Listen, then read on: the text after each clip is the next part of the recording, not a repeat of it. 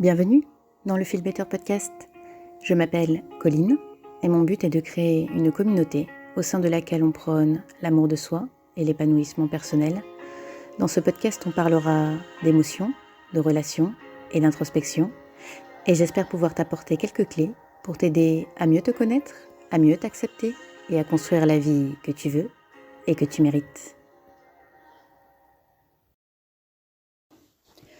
Bonjour à tous et bienvenue pour ce premier épisode du Feel Better Podcast. Je suis super contente d'être là, ça fait un moment que j'avais envie de créer une communauté qui serait tournée autour de la bienveillance, du partage d'expériences et qui encourage le développement de soi, l'amour inconditionnel de soi-même, la prise de recul et la prise de pouvoir sur sa propre vie pour pouvoir se créer la vie de ses rêves.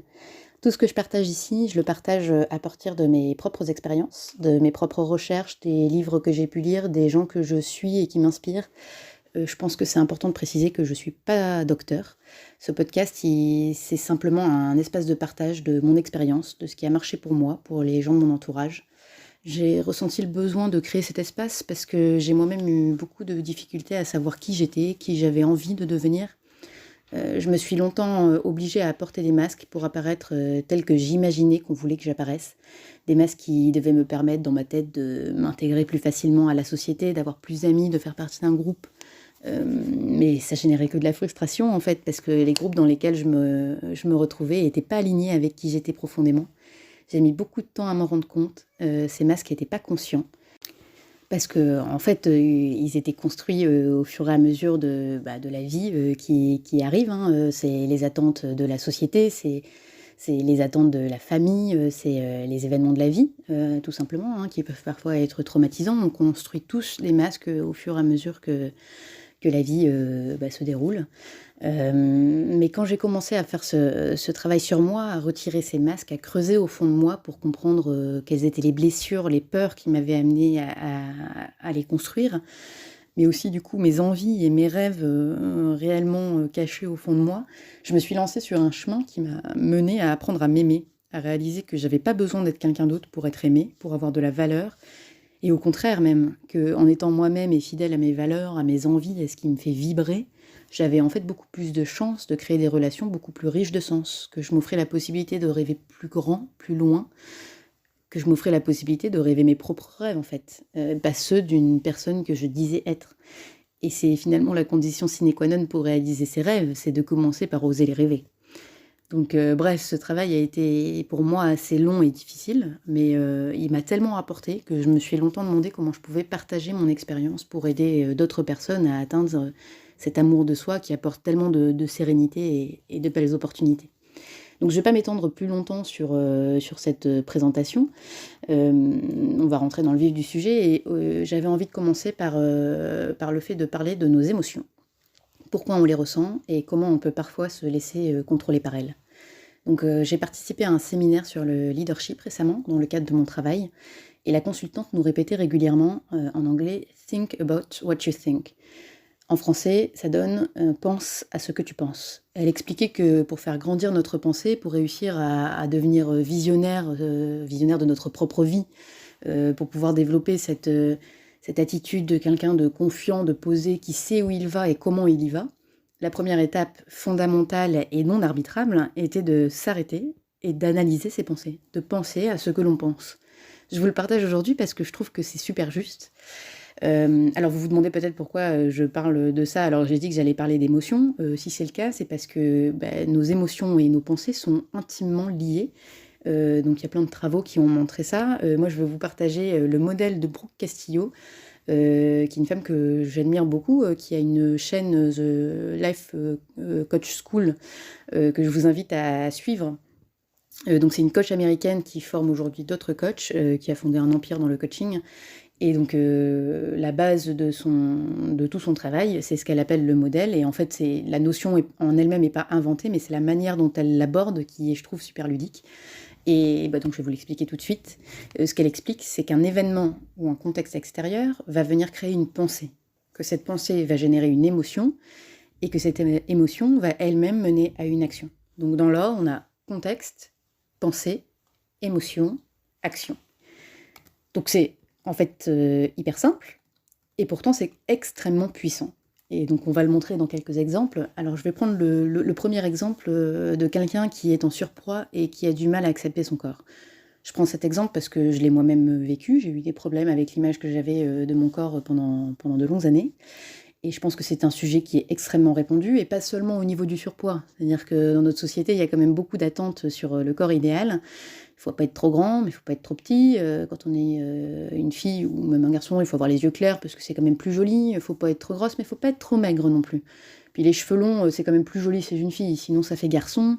Puis pour les garçons, si vous perdez vos cheveux, ouf, pas terrible. Bref, notre société, elle est pleine d'attentes et d'injonctions sur comment doit être le corps parfait, et on nous fait croire que si on n'est pas dans cet idéal-là, on perd notre valeur.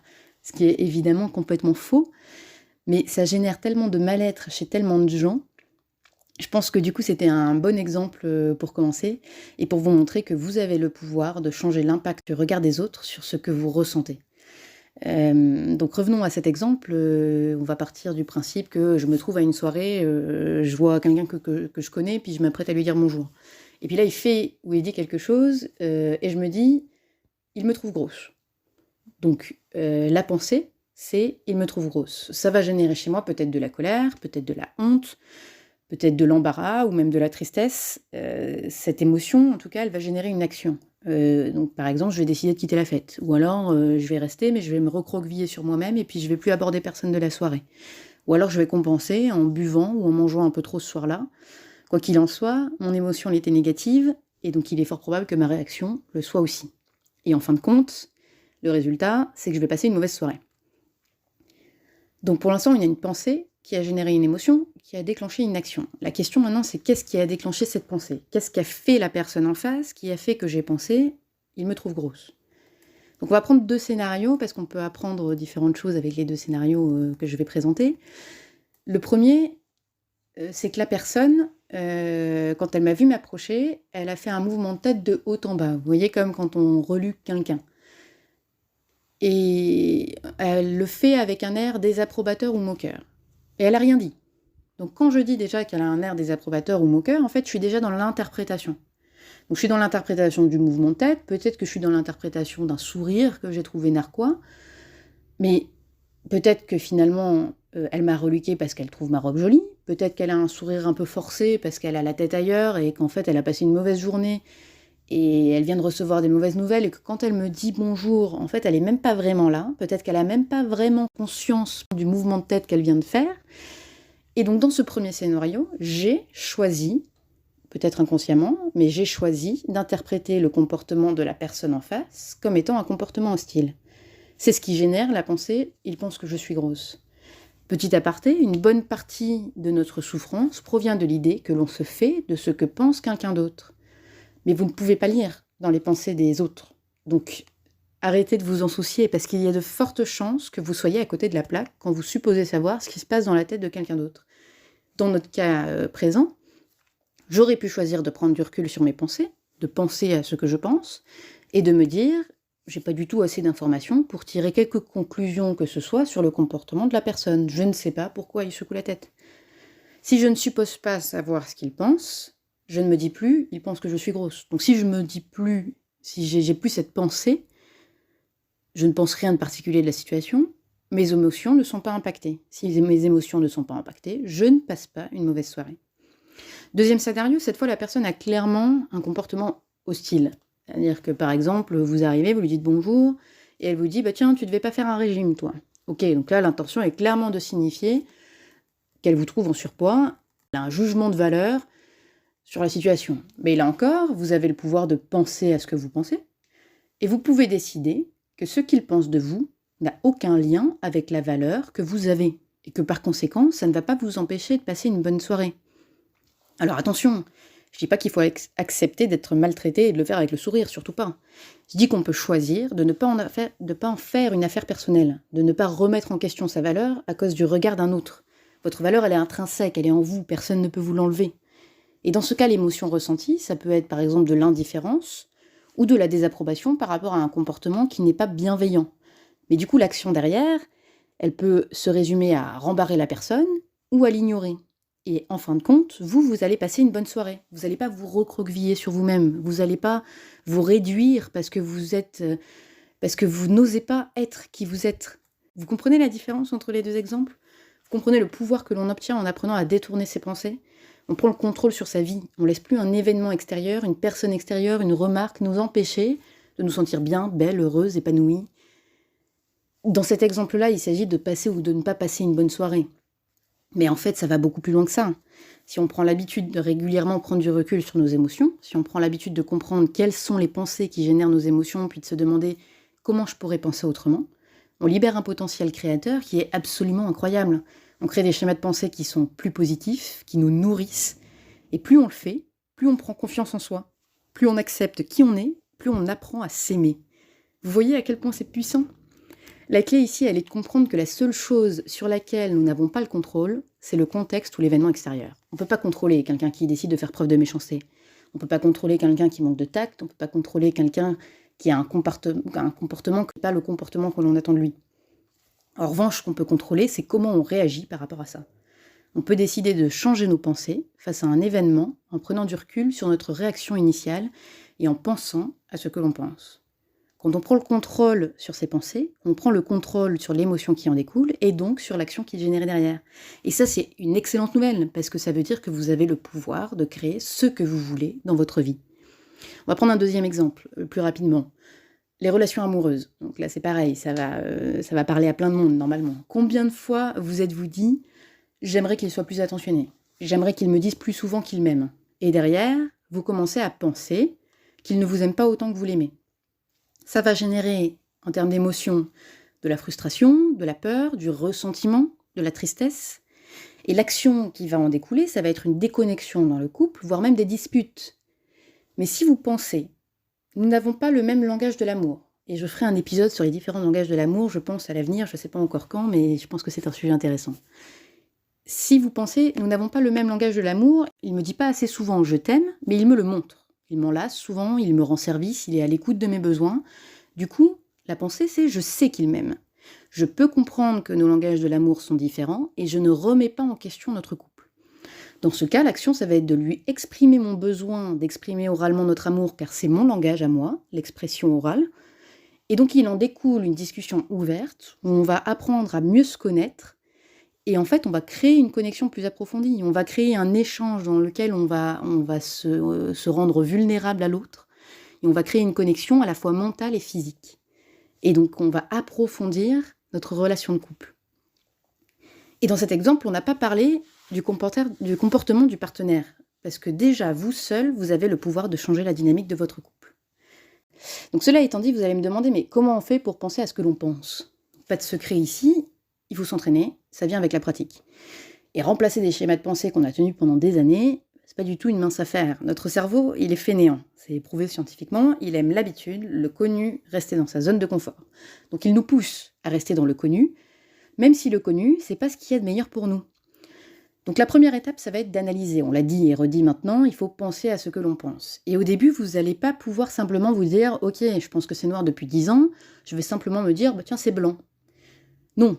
Vous êtes convaincu que c'est noir. Votre cerveau, il est fainéant, mais il n'est pas bête. C'est pas parce que vous lui dites que c'est blanc, alors que ça fait 10 ans que vous lui dites que c'est noir, qu'il va dire « Ah bah ok, c'est blanc ».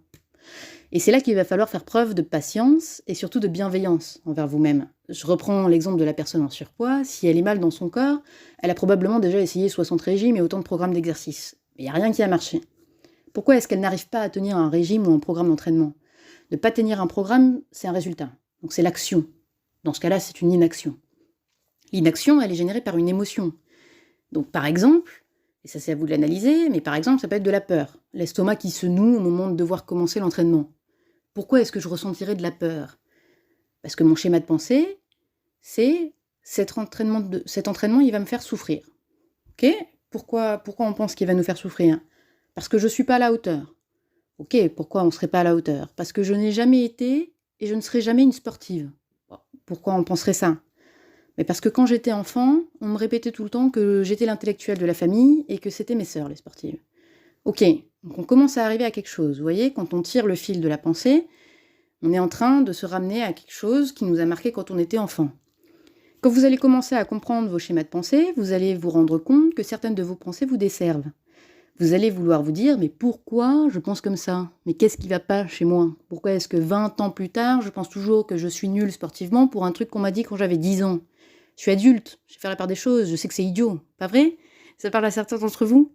Combien d'entre vous ont déjà manqué de tolérance envers vous-même? Si vous remarquez que vous commencez à vous en vouloir, à vous battre vous-même parce que vous ne comprenez pas pourquoi vous pensez comme ça, s'il vous plaît, prenez 2 minutes de recul et demandez-vous comment je réagirais si ma sœur ou ma mère ou ma meilleure amie, n'importe qui que vous aimez, se confiait à moi sur ce sujet. Est-ce que vous lui diriez: «Non mais vraiment, t'es pas fini toi. Quelle idée de penser comme ça?» Ça m'étonnerait. Vous lui diriez d'être tolérante avec elle-même, de prendre du temps pour accepter la situation telle qu'elle est et de ne pas s'en vouloir. Et c'est exactement ce que je vous dis aujourd'hui. Soyez bienveillant avec vous-même. Apportez-vous de l'amour, prenez le temps qu'il faut. Quand vous aurez pris le temps de comprendre d'où vient cette pensée, quand vous l'aurez observée, puis accepté et que vous vous saurez pardonner, alors vous pourrez vous demander: qu'est-ce que je pourrais penser à la place? Quelle émotion est-ce que j'aimerais ressentir? Et quelle est la pensée qui m'amènera à cette émotion? Conscientiser nos pensées, nos traumatismes est un outil extrêmement puissant. Une fois que j'ai identifié que mon passé m'amène à penser que je ne suis pas sportive et que je ne le serai jamais, une fois que j'ai observé, une fois que j'ai accepté que c'est cette pensée, et que je suis prête à me pardonner d'avoir été si dure avec moi-même, je peux me demander qu'est-ce que j'aimerais ressentir quand je vais faire de l'exercice.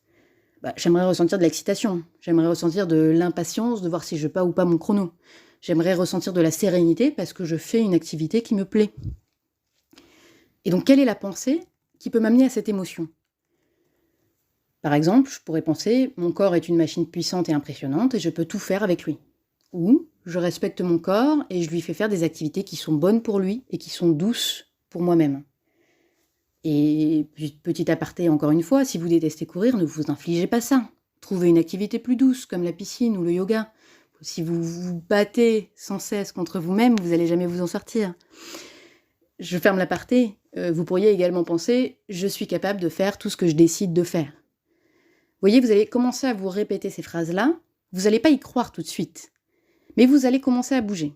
Et vous allez continuer à répéter ces mêmes phrases en y croyant de plus en plus. Et avec le temps, ça finira par devenir naturel. Mais ça prendra du temps parce qu'il faut que votre cerveau change sa zone de confort. Il faut qu'il comprenne que ce nouveau schéma de pensée n'est pas une menace, mais au contraire est bon pour vous. Mais une fois que c'est inscrit dans votre cerveau, une fois que c'est votre nouvelle zone de confort, c'est gagné, parce que votre cerveau, il ne voudra plus revenir en arrière, il aime sa zone de confort. Vous comprenez pourquoi c'est puissant, encore une fois? Si vous traitez uniquement le résultat, si vous traitez uniquement le « je suis inactive », vous allez vous forcer à être actif, et vous n'allez pas traiter la cause. Vous allez passer votre vie à vous battre contre vous-même, contre votre cerveau. C'est une torture quotidienne, vous allez forcément finir par perdre. Alors qu'en vous attaquant à votre cause racine, oui, ça prend du temps. Oui, ça peut parfois être inconfortable de se plonger au fond de soi pour comprendre nos pensées, notamment lorsqu'on ressent de la honte, par exemple. On n'a pas toujours envie d'affronter ce que l'on ressent. On préfère l'enterrer bien profondément, là, pour bien l'ignorer. Mais ça marche pas, d'ignorer ce qu'on ressent. Donc une fois que vous aurez fait le travail, ce qui vous attend, c'est une libération. C'est une pensée plus positive, c'est la réussite de vos objectifs, c'est la croyance profonde que rien n'est impossible.